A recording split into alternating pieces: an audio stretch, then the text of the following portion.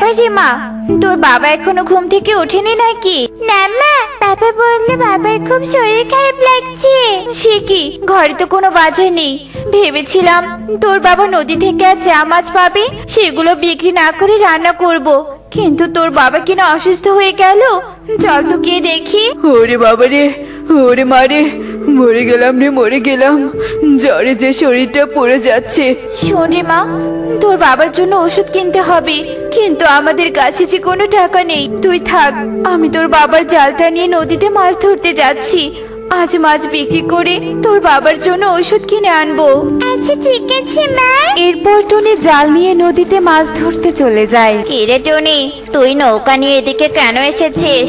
আর কিছু দূর গেলেই কিন্তু মাছ নদীতে চলে যাবি। এই সাধারণ নৌকা নিয়ে মাছ নদীতে যাস না, কারণ মাছ নদীতে নাকি অনেক বড় বড় ঢেউ ভেসে আসে।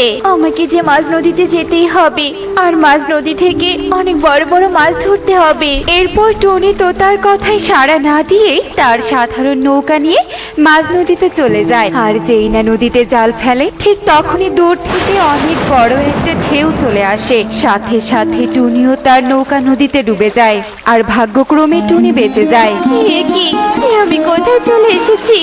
এটা তো মনে হচ্ছে গভীর জঙ্গল।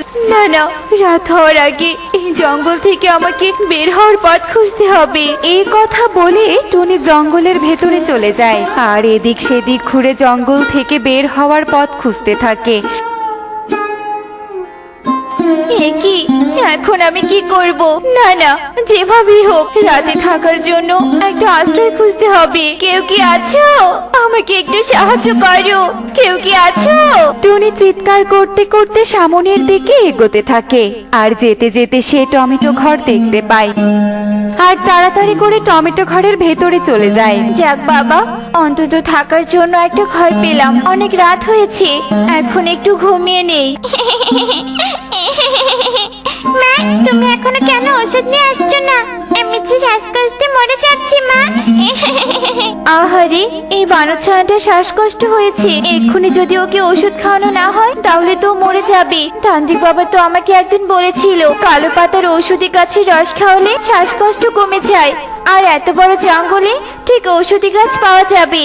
এই কথা বলে টুনির রাতের অন্ধকারে কালো পাতার ঔষধি গাছ খুঁজতে বের হয়, আর এদিক সেদিক ঘুরে সেই গাছ খুঁজতে থাকে। অবশেষে সে কালো পাতার ঔষধি গাছ খুঁজে পায়, আর সেই গাছের পাতা নিয়ে বানর ছানার কাছে চলে যায়। আর যেই না কালো পাতার রস করে বানর ছানাকে খাওয়ানো হয়, সাথে সাথে বানর ছানা সুস্থ হয়ে যায়। ঠিক তখনই বানর ছানার মা চলে আসে।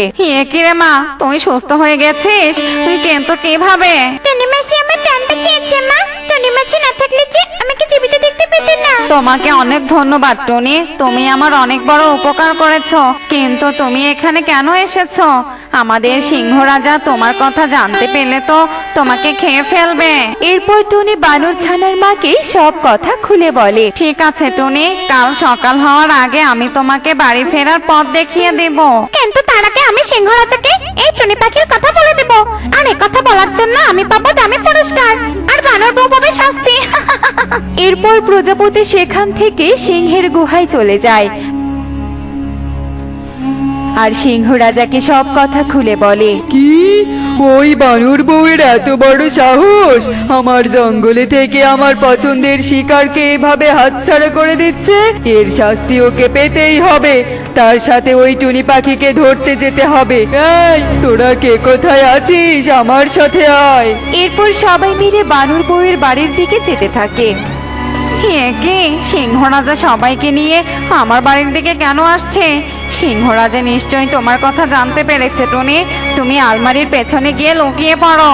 এরপর টুনি আলমারির পেছনে গিয়ে লুকিয়ে পড়ে। হ্যাঁ, কি সিংহ রাজা, আপনি এত রাতে আমার বাড়িতে? কেন এসেছি বুঝতে পারছিস না নাকি? শুনলাম তোর ঘরে তুই এক টুনি পাখিকে লুকিয়ে রেখেছিস। বাঁচতে চাইলে ওকে আমার হাতে তুলে দে, তা না হলে তোদেরকে আমি ছাড়বো না। দয়া করুন সিংহ রাজা, ওই টুনি পাখি আমার মেয়ের জীবন বাঁচিয়েছে। আমি বেঁচে থাকতে ওই টুনি পাখির কোনো ক্ষতি হতে দেব না।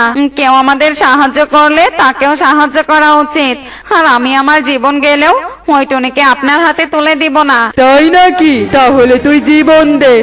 এই তোরা বানর বউকে ও তার ছানাকে আমার গুহায় নিয়ে চল, আর বানর বউয়ের ঘর খুঁজে দেখ ওই টুনি পাখিকে পাস কিনা। না সিংহ রাজা, আমরা আপনার কোনো কথা শুনতে পারবো না। বাঁচতে চাইলে আপনি এখান থেকে পালিয়ে যান। এই পালা তোরা পালা, ওই দেখ রাক্ষসী রানী আমাদের দিকে এগিয়ে আসছে। সিংহের সাথে আসা প্রজাপতি, ইঁদুর ও খরগোশ ছানা রাক্ষসী রানীর ভয়ে সেখান থেকে পালিয়ে যায়।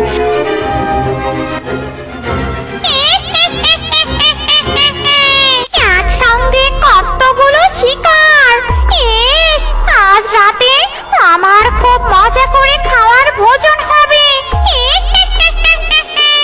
ওরে বাবারে, কি ভয়ানক দেখতে ওই রাক্ষসী!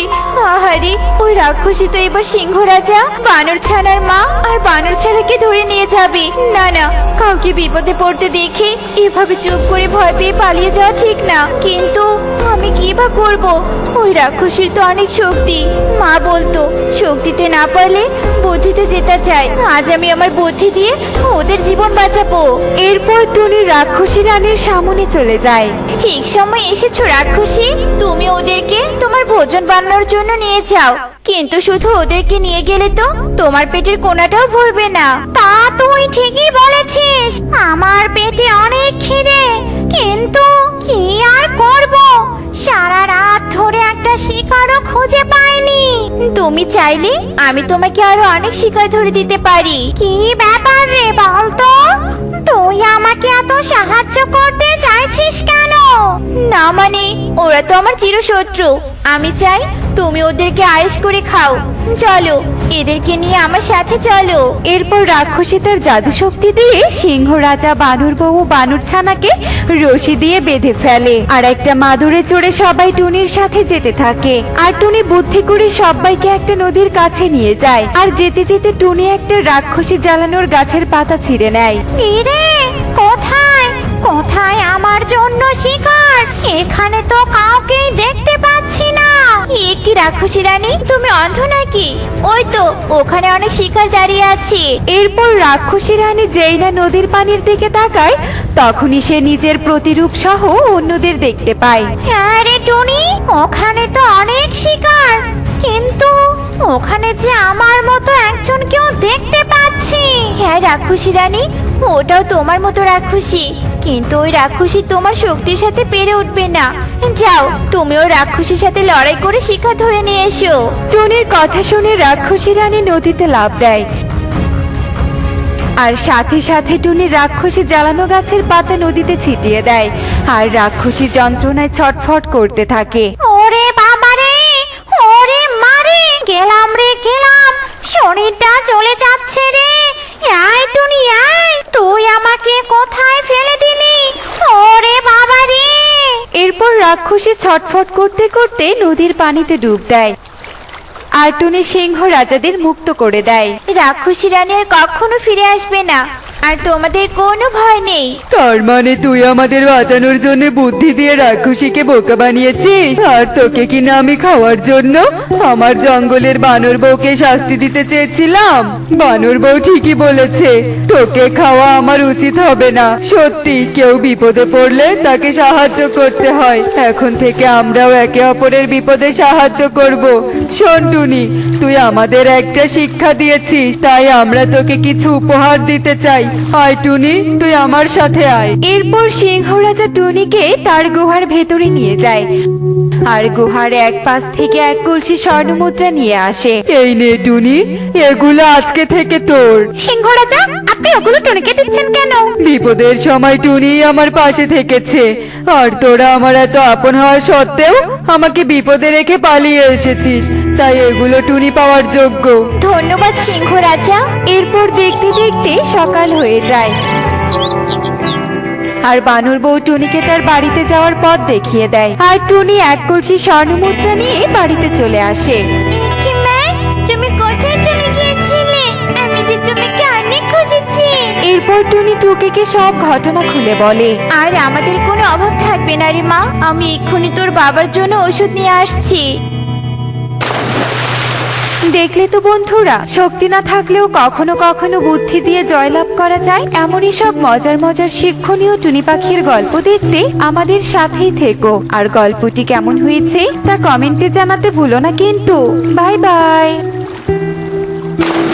ফুলের মালা নিবে গো, ফুলের মালা, তাজা তাজা ফুলের মালা, ফুলের মালা নিবে গো, ফুলের মালা। এই যে ফুলওয়ালি টুনি, শুনতে পাচ্ছিস? এদিকে আয়, আমি ফুল কিনবো। এই টুনি, টুনি। বলো দিদি, তুমি কোন ফুলের মালা নিবে? আজ আমার কাছে গোলাপ, বেলি আর গাঁদা ফুলের মালা আছে। একদম তাজা ফুলের মালা আছে আমার কাছে। বেলি ফুলের মালার সুবাস বেশি, কিন্তু আমাকে তো বেলি ফুলের মালা মানাবে না। তুই বরং আমাকে গোলাপ ফুলের মালা দে তো একটা। বাহ সুখী দিদি, তোমার তো পছন্দ আছে বলতে হবে। আসলেই বেলি ফুলের মালা তোমার এমন শুভ্র শরীরে মানাতো না। তোমার জন্য গোলাপ ফুলের মালাই ঠিক আছে।